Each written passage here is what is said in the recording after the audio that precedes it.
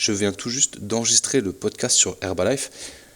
J'ai failli le supprimer, histoire de le refaire une troisième fois, tu vois.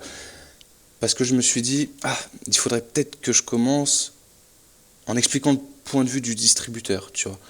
En racontant, toi qui peut être un futur client, Herbalife, ce qui peut se passer dans la tête du distributeur, ou en tout cas, moi, ce qui se passait dans ma tête et ce qui se passait en comment dire, tout ce que vous ne voyez pas en tant que client, tu vois. Yo, c'est Fit Batman, j'espère que tu vas bien, et dans ce podcast, on parle à nouveau d'Herbalife. On va parler dans la tête d'un distributeur. Voilà, ça va être ça le titre, je pense, dans la tête d'un distributeur Herbalife. Parce que d'une, ça va être le sujet, et de deux, que je me dis que les mecs qui veulent devenir distributeur Herbalife ou à qui on en parle, ils vont peut-être rechercher ça sur YouTube, devenir distributeur Herbalife. Donc ça pourrait peut-être les intéresser aussi. Dans ce podcast, on va voir ce qui se passe dans la tête d'un distributeur pour que toi, qui peut-être auparavant ou par la suite, tu te retrouveras dans la situation où tu t'es retrouvé dans la situation à être en face d'un distributeur Herbalife, afin de voir un peu ce qu'il y a dans cette tête et ce qu'il y a derrière ces belles paroles et ces super mots bien tournés. Bon, tu as peut-être déjà entendu dire qu'Herbalife c'était un système pyramidal. Moi personnellement, je connais pas la définition de système pyramidal, puis je m'en fous. Mais si pour toi, et comme ça l'est pour moi dans ma tête, un système pyramidal, c'est-à-dire que ce qui est à la base, ça prend beaucoup de place et ça gagne pas grand-chose, et ce qui est en haut, ça prend pas beaucoup de place et ça gagne tout ce qui vient d'en bas, tu vois, toutes les richesses remontent vers la pointe de la pyramide. Je pense que Herbalife il joue sur les mots et sur la structure pour pas être assimilé aux yeux de la loi à un système pyramidal, mais que ça l'est. Parce que quand tu rentres dans Herbalife, tu rapportes de l'argent à quelqu'un qui rapporte de l'argent à quelqu'un, et ainsi de suite, ainsi de suite, ainsi de suite, jusqu'à la personne qui est tout au-dessus, étant donné que c'est un système de parrainage et que tu peux pas tu peux pas gagner d'argent sans rapporter de l'argent à une personne. Pour moi, c'est quelque chose qui s'y apparente fortement si ça ne l'est pas. Peut-être que c'est une question que tu te posais. Après, est-ce que c'est mal ? Pas forcément. Pas forcément. Quand toi, avec ton emploi de salarié, tu vas faire tes 8h, 18h à l'usine ou au bureau ou je sais pas quoi, le travail que tu fais, même s'il te rapporte un salaire à la fin du mois, comme le mec d'Herbalife, quand il vend ses produits, ça lui rapporte un salaire, tu rapportes de l'argent à ton patron. Donc au final, généralement, tu es payé 10 euros de l'heure alors que tu produis 100 euros, ça se trouve, tu sais pas. Est-ce que tu sais combien tu produis ? Donc voilà. Moi, ce qui m'intéressait là-dedans, c'était que le tarif était simple. Je savais que si plus je vendais de produits, plus je pouvais gagner. Je pouvais aider des personnes à aller mieux.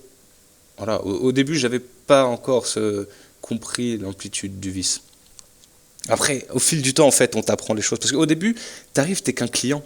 Tu vois, donc on va pas te dire espèce de client, on t'a pigeonné, tu vas nous rapporter v'là l'oseille. Non, on va te motiver justement pour que tu rapportes v'là l'oseille. C'est là toute la différence. C'est pour ça que je disais dans le podcast précédent que les personnes un peu faibles d'esprit, elles adorent se retrouver dans Herbalife parce que d'une, elles peuvent se renforcer et de deux, on leur porte de l'attention, on les valorise. Et des personnes faibles d'esprit ont besoin d'une valorisation pour se sentir bien, pour être en accord avec elles-mêmes. Je sais pas, j'ai pas forcément exploité la question, mais comme ça, là, c'est ce que j'en pense. Donc le jour où tu deviens distributeur Herbalife, l'objectif que te donne la personne qui t'a recruté, c'est de faire une liste de 30 personnes pour les contacter, pour les inciter fortement à profiter de ce truc gratuit, parce que comme c'est des personnes qui t'apprécient, elles vont faire ça pour toi, tu vois, par sympathie.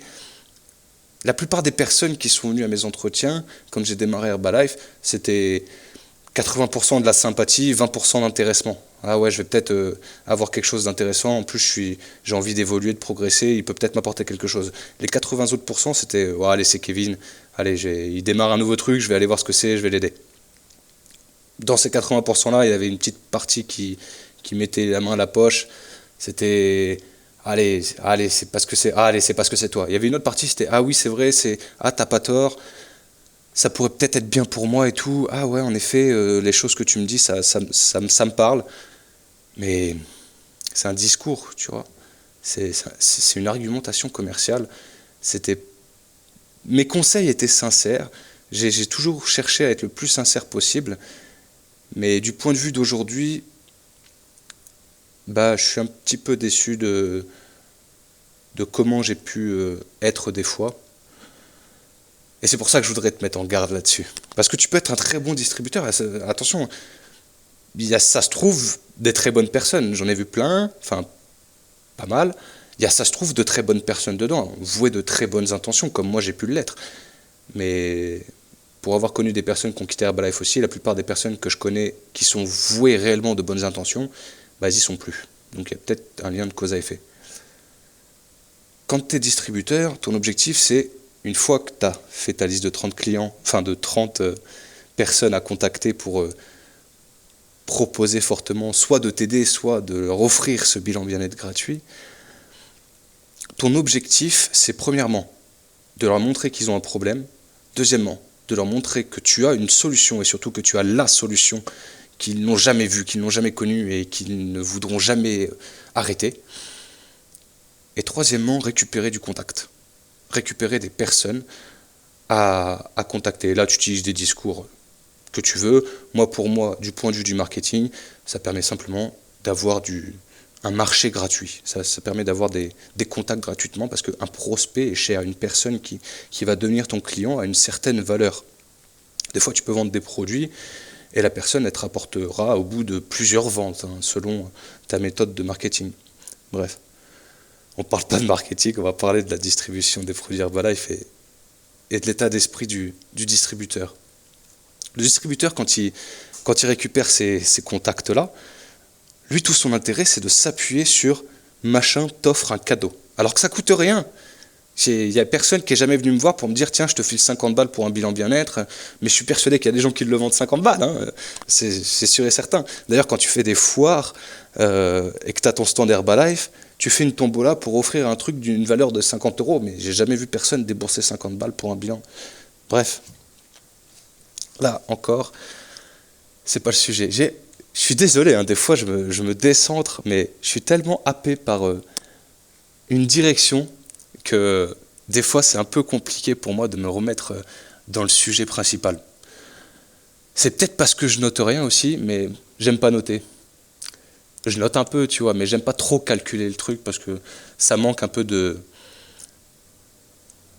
comment ça s'appelle, d'authenticité. Voilà, c'est le terme, authenticité. Donc une fois que tu as ces prospects un peu gratuits, tu vas leur annoncer que la personne que tu as eu en entretien précédemment leur offre ce cadeau. Donc il faut que ces personnes le voient vraiment comme quelque chose de « oh super, j'ai vraiment une chance folle », tu vois, pour que déjà elles soient dans un bon mood, dans une bonne façon de voir les choses et de penser. C'est plus pratique pour le distributeur, ça facilite la vente.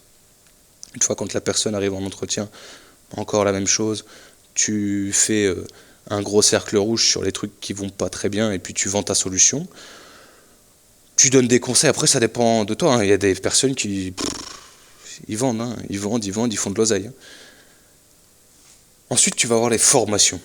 Quand tu vas partir en formation, selon le pourcentage de réduction que tu as, selon ton avancement dans le plan marketing, c'est un tableau sur lequel tu as tel grade, entre guillemets, tant que tu vends de temps à temps en produit.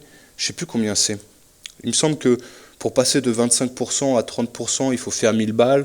Pour passer de 25 à 50%, il faut faire 4000 balles. Et il faut renouveler ça tous les ans, tu vois. Bref, plus tu vends, plus tu progresses dans le plan marketing, plus tu gagnes, étant donné que tu as une remise plus importante. Ça ne dépassera jamais 50%, mais tu as une remise plus importante en progressant de 25 à 50. Plus tu as des petits cadeaux, des trucs comme ça, histoire de te faire kiffer, tu vois. Et plus tu vends, plus tu vas avoir un accès à des grades supérieurs qui pourront te donner des vacances, des trucs comme ça. En construisant une équipe, tu grandis encore plus vite. Et ça, j'ai trouvé ça hyper intéressant, moi, quand j'y suis allé. Je me suis dit, ouais, voilà, tu te mets une bonne bande de potes, et tu te mets bien, tu refais les gens, tu te refais toi. Encore une fois, c'est ça qui m'a plu quand je suis arrivé. Et quand tu vas dans ces formations, déjà des formations que tu dois payer. Bon, bah, en soi, ça peut paraître dérangeant pour certains états d'esprit, ça peut paraître logique pour d'autres états d'esprit, façon de penser. C'est mieux qu'état d'esprit, façon de penser. Moi, mon sujet là-dedans, enfin mon opinion là-dessus, mon opinion là-dessus, c'est que si tu veux que je te rapporte de l'oseille, fais cadeau. Quand on allait en formation, il fallait se taper le trajet, 3 heures de route pour monter à Paname, plus le prix de l'essence, le péage, le prix de la formation, c'était une vingtaine d'euros. Ouais, pour t'apprendre comment vendre les produits. Ouais, moi, ça m'a saoulé. Dès le début, ça m'a saoulé. Après, voilà, je m'y suis fait parce que bon, je me suis fait. Après, on te met cet état d'esprit aussi. Quand tu es dans l'équipe Herbalife, l'équipe dans laquelle tu es, son job, c'est de te mettre dans un état d'esprit où tu vas produire, où tu vas leur rapporter de l'argent. Donc, il faut pas que tu lâches le truc. Donc, on va te dire, ouais, mais c'est important pour toi, il faut que tu y ailles, il faut que tu ramènes des gens et tout. C'est de l'effet de groupe, en fait. C'est de l'effet de groupe. Et l'idée, voilà, c'est de vendre ta solution et tu vas te retrouver confronté à des personnes en tant que distributeur. Tu vas te retrouver confronté à des personnes qui n'ont pas forcément besoin de ta solution, ou plutôt, je dirais qu'ils auront des alternatives plus intéressantes à leur portée. Mais toi, pour payer tes factures, il faut que tu leur vendes le truc. Sinon, tu n'es pas un bon commercial, enfin, sinon, tu n'es pas un bon distributeur, tu vois. Et donc, tu rapportes rien à la personne qui est au-dessus de toi, et donc, ça crée des tensions, c'est moins top. Tu vois ce que je veux dire? Il faut que tu le saches, ça, au départ, que si tu tentes une aventure, et une aventure de distributeur, soit tu vends, soit tu te casses. Tu peux pas juste rester et profiter des vibes. À un moment donné, ça va clasher. Et si t'es pas du tout du côté je veux devenir distributeur, mais que tu projettes d'aller dans un rendez-vous Herbalife ou parce qu'ils ont tout plein de trucs pour des réunions, des pancakes parties, des je sais pas quoi, tout ce que tu veux, tu vois, pour on est beau, on est gentil, donnez-nous de l'argent. Si tu vas dans un truc comme ça, faut vraiment que tu analyses le truc et que tu doutes de chaque parole pour essayer de te faire ton propre opinion. Pardon. Leur objectif, c'est ni plus ni moins que tu leur rapportes de l'oseille. 90%, enfin, la majorité des gens que j'ai vus, leur objectif, c'est que tu leur rapportes de l'oseille, ils en ont rien à foutre de ta vie. Ah ouais, ah d'accord, ah ok, ils en ont rien à foutre. Ce qui leur intéresse, c'est que tu rapportes de l'argent, point barre. Après, c'est normal, c'est le business, tu vois. Mais je trouve ça trop vicieux et trop malsain, de mon point de vue. C'est pour ça que je me suis barré. Voilà. Si tu as des questions sur les distributeurs, sur le fait de devenir distributeur, ou si tu as rencontré un distributeur et que tu te poses des questions, n'hésite pas à les partager en commentaire. Poste ta question, poste ta réaction. Si toi-même tu es distributeur et que tu n'es pas d'accord avec ce que je dis, vas-y, fais-toi plaisir, libre à toi. Après, je suis tout à fait conscient que toi comme moi, étant donné qu'on est dans un camp, entre guillemets, différent, on aura chacun notre parti pris, ce qui est totalement logique. Mais ça fait toujours évoluer la façon de penser et ça renseigne toujours mieux les gens, ça leur fait travailler leur façon de réfléchir et je trouve que c'est important. Voilà, je te laisse avec ça, like, partage. Si tu as des potes qui prennent Herbalife, qui veulent prendre Herbalife ou quoi, partage-leur, ils en sauront déjà un petit peu plus sur les techniques employées durant les formations. D'ailleurs, je t'en ai pas forcément parlé. Je sais plus si je t'en ai parlé. Bon, si je t'en ai parlé, tu quittes ce podcast. Si je t'en ai pas parlé, je vais t'en parler parce que franchement, j'ai la flemme de revenir en arrière pour me réécouter. Je fais que ça depuis tout à l'heure.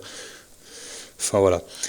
Donc quand tu vas dans ces formations Herbalife, on va te parler de petit à petit comment fidéliser le client. Plus tu vas monter en gamme, moins tu es proche de ton état de client et plus tu te rapproches de l'état de vrai vendeur. Plus tu te rapproches des 50%, plus tu te rapproches des grades qui sont encore au-dessus, de gérant d'équipe, trucs comme ça, tu vois, plus on te donne des techniques. Et c'est là que j'ai découvert l'ampleur du vice. C'est comme je te disais, il me semble dans le précédent podcast, c'est qu'il parle des sentiments. Il faut faire du sentimental avec le client et tout ça. Et moi, ça m'a pas plu du tout. Moi, c'est un truc, ça m'a dérangé. Après, il y a des personnes qui peuvent n'en avoir rien à foutre, tu vois. Mais moi, je suis totalement contre le fait de faire du faux sentiment. Comme je dis plus tôt, moi, ce qui m'intéresse, c'est l'authenticité. Les trucs fake, j'ai pas de temps pour ça. Voilà, bon, c'était un petit aparté, histoire de te dire, si jamais tu te poses des questions, vas-y, tu verras, hein, ça saute dans tous les sens, ça met la musique, bisounours, tout le monde avait une vie de merde avant, maintenant c'est une vie de ouf, ils ont plein d'argent, et tout va bien dans leur vie, c'est tous pareil. Vas-y, tu vas avoir des gens qui sont dans une situation qui était pire que la tienne. C'est fait pour que tu vendes, et c'est fait pour apporter de l'espoir, parce que c'est l'espoir qui te fait faire tel truc. C'est l'espoir de réussir qui te fait mettre en place les actions, qu'on te dit, ouais, tiens, il faut faire ça pour que tu réussisses. Bah, comme tu as l'espoir d'y arriver, bah, tu vas le faire, tout simplement. Voilà. Je te rajoute pas le laïus sur les commentaires et tout ça. Je te laisse faire ce que tu veux. On se retrouve bientôt. Ciao, ciao.